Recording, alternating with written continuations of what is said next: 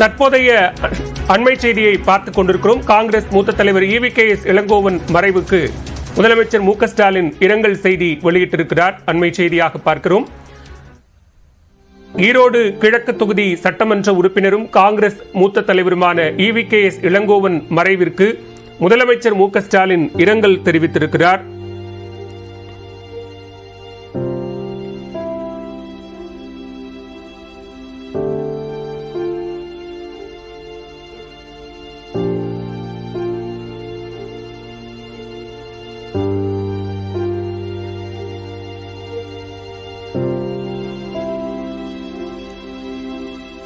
மறைந்த காங்கிரஸ் மூத்த தலைவர் EVKS இளங்கோவன் மறைவுக்கு இரங்கல் தெரிவித்திருக்கிறார் முதலமைச்சர் மு க ஸ்டாலின். தமிழ்நாடு காங்கிரஸ் கமிட்டியின் மூத்த தலைவரும் ஈரோடு கிழக்கு சட்டமன்ற உறுப்பினருமான EVKS இளங்கோவன் அவர்களின் மறைவால் தான் மிகுந்த வேதனை அடைவதாகவும் முதலமைச்சர் தன்னுடைய இரங்கல் செய்தியில் குறிப்பிட்டிருக்கிறார். கூடுதல் விவரங்களோடு இணைகிறார் சிறப்பு செய்தியாளர் அபினேஷ். விவரங்கள். பாலவேல் தமிழ்நாடு காங்கிரஸ் கமிட்டியின் மூத்த தலைவரும் ஈரோடு கிழக்கு சட்டமன்ற உறுப்பினருமான காலமறைந்த EVKS இளங்கோவன் அவருடைய மறைவுக்கு முதலமைச்சர் மு க ஸ்டாலின் தன்னுடைய இரங்கல் செய்தியை வெளியிட்டிருக்கிறார். தமிழ்நாடு காங்கிரஸ் கமிட்டியின் மூத்த தலைவரும் ஈரோடு கிழக்கு சட்டமன்ற உறுப்பினருமான EVKS இளங்கோவன் அவர்களுடைய மறைவு மிகுந்த வேதனை அளிப்பதாக தன்னுடைய இரங்கல் அறிக்கையில குறிப்பிட்டிருக்கிறார்.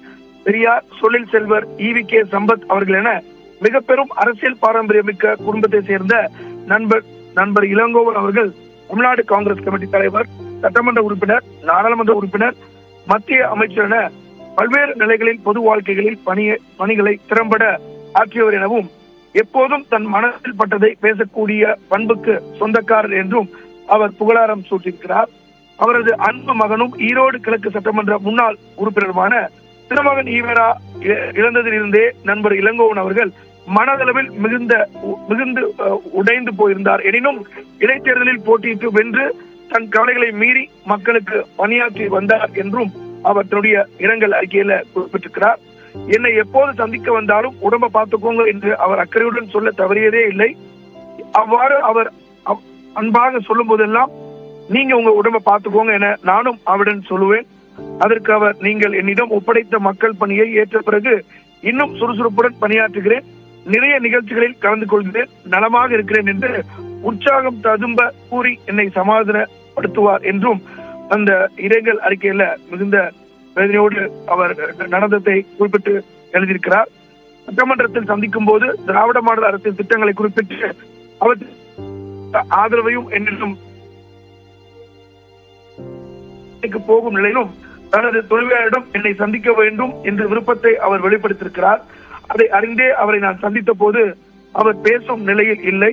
இருந்த போதும் அவர் என்னிடம் சொல்ல என்ன நினைத்தார் என்பதை உணர்ந்தவராக நான் இருந்தேன் என்றும் முதலமைச்சர் மு க ஸ்டாலின் மிகுந்த உணர்ச்சி வசத்தோடு அவர் எழுதியிருக்கிறார் இந்த அறிக்கையில.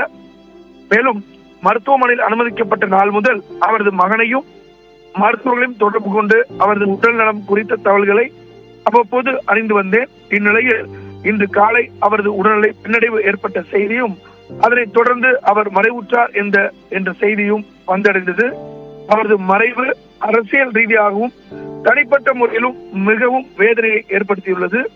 பல ஆண்டுகள் தமிழ்நாடு அரசியலில் முன்னணி தலைவராக விளங்கிய, நீண்டகாலம் மக்கள் பணியாற்றிய அவரது இழப்பால் வாடும் அவரது குடும்பத்தினருக்கும் காங்கிரஸ் பேரியக்கத்துடைய தோழர்களுக்கும் ஈரோடு கிழக்கு தொகுதி மக்களுக்கும் எனது ஆழ்ந்த இரங்கலையும் ஆறுதலையும் தெரிவித்துக் கொள்வதாக முதலமைச்சர் மு க ஸ்டாலின் இந்த மறைவு செய்தியொட்டி வெளியிட்டுக்கூடிய இரங்கல் செய்தியில குறிப்பிட்டிருக்கிறார். மிக முக்கியமாக EVKS இளங்கோவனுடைய மறைவு முதலமைச்சர் மு க ஸ்டாலினுக்கு, அதாவது அவர் மறைவு அரசியல் ரீதியாகவும் தனக்கு தனிப்பட்ட முறையிலும் மிகுந்த ஒரு வேதனையை ஏற்படுத்தியிருக்கிறது என்றும் முதலமைச்சர் தன்னுடைய இரங்கல் அறிக்கையில குறிப்பிட்டிருக்கிறார். விவரங்களுக்கு நன்றி அபினேஷ்.